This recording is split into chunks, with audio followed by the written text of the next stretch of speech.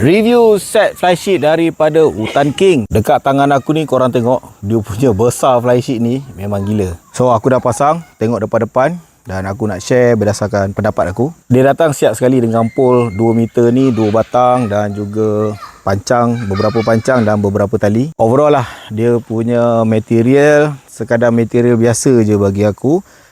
Tetapi material biasa ni sesuai je untuk orang kampus biasa-biasa, boleh pakai.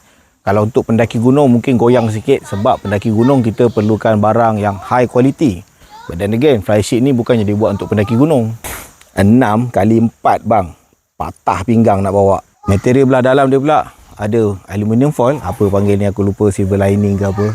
Jadi walaupun dia warna hitam, time tengah hari kalau kau pakai pun tak jadi masalah besar, tak panas sangat. Skala orang flysheet. Jadi pada pendapat aku, kalau korang camping yang biasa-biasa, okey nak pakai benda lah ni, no problem.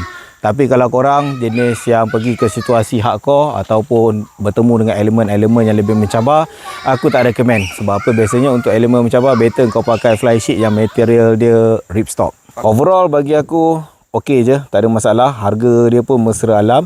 Pendapat korang macam mana? Letakkan di ruangan komen.